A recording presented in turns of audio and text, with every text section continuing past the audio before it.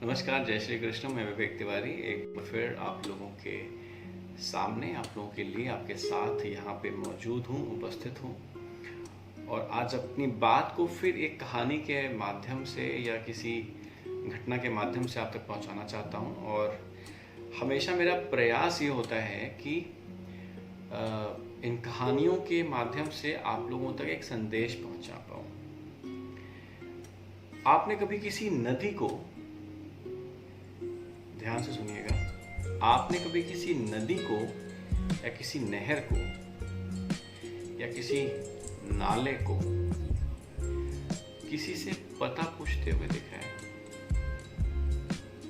कभी किसी नदी ने पूछा हो कि मैं वहां ऊपर हिमालय से निकली थी, नीचे तक आते आते रास्ता भटक गई या भूल गई, मुझे याद नहीं आ रहा मुझे किधर जाना है, बता देंगे क्या?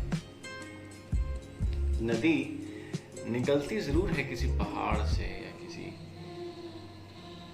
स्थान से, लेकिन नदी को जाना कहाँ है वो उसे पता होता है।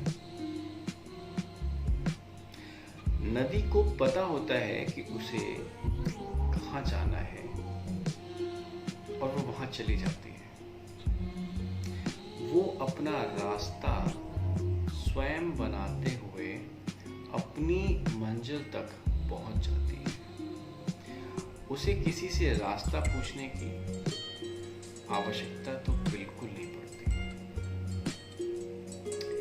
ये बात मैं आपसे इसलिए कह रहा हूं क्योंकि जैसे नदी अपना रास्ता स्वयं बना लेती है, वैसे ही हमारा जीवन भी है। हमारा जीवन जो है वो भी इन कठिनाइयों से, सुखों से, दुखों से, परेशानियों से, अच्छे पलों से, बुरे पलों से, अच्छी यादों से, बुरी यादों से भरा हुआ है। हर दिन हमारे लिए कुछ नया लेकर आता है। हर दिन हम कुछ नया सीखते हैं, कुछ नया करते हैं। और उस नदी की तरह हमारा जीवन भी चलता जाता है और अपने लक्ष्य तक पहुंच जाता है।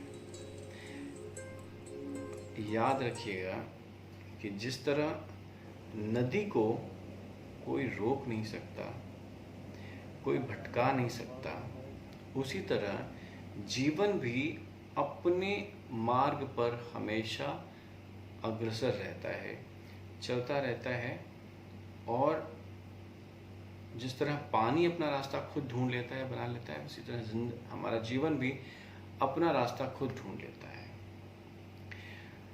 ये बात मैं आपसे इसलिए कह रहा हूँ कि जीवन में बहुत सारी परेशानियाँ, दिक्कतें, दुख आएंगे, लेकिन आपको हार नहीं माननी है। चलते रहना है, चलते ही रहना है। कई बार ऐसा होता है कि जब जीवन में बहुत सारी परेशानियां हमारे चारों तरफ से आती हैं तो हम कहीं ना कहीं हार मान लेते हैं। अपने सारे अस्त्र शस्त्र हम छोड़ देते हैं और घुटने टेक देते हैं जीवन के आगे। ऐसा नहीं करना है, क्योंकि जहाँ पर आप हार मान लेते हैं, उस हार और उस जीत के बीच में बहुत पतली सी एक रेखा होती है। जहाँ पर आप हिम्मत हार जाते हैं, अगर आप थोड़ा सा और चल जाते तो जीवन और उस जीत के बहुत नज़दीक पहुँच जाते हैं। क्या कभी आपने पानी को, जल मुट्ठी में बंद किया है? नहीं किया होगा, क्योंकि हम ऐसा कर ही नहीं सकते। जल अथवा पानी, जब आप उसे कहीं से छोड़ते हैं या गिराते हैं और वो बहता जाता है और आप उसे पकड़ने की कोशिश करेंगे तो आपका प्रयास विफल हो जाएगा।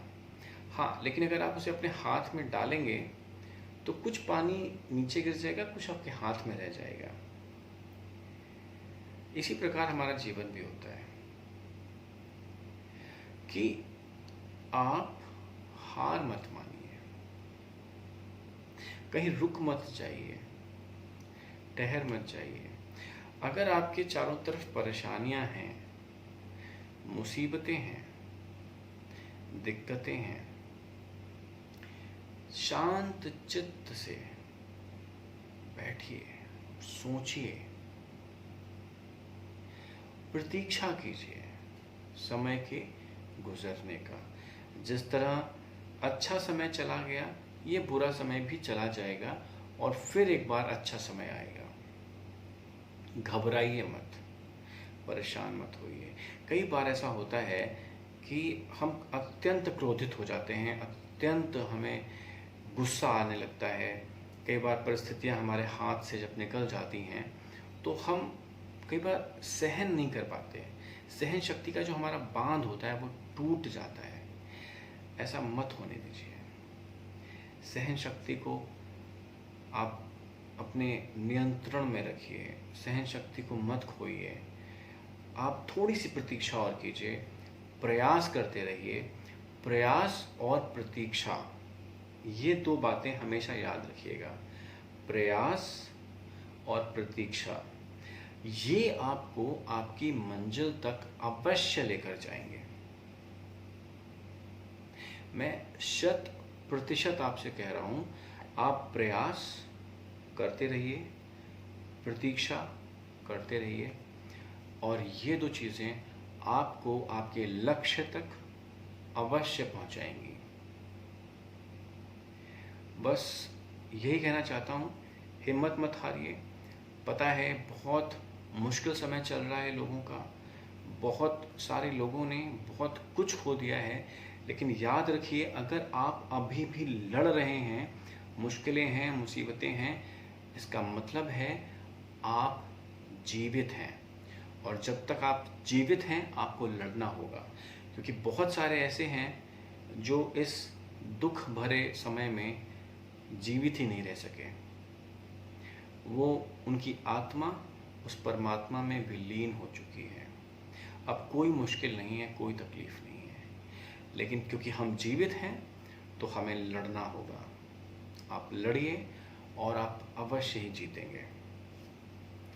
नमस्कार, जय हिंद, जय भारत।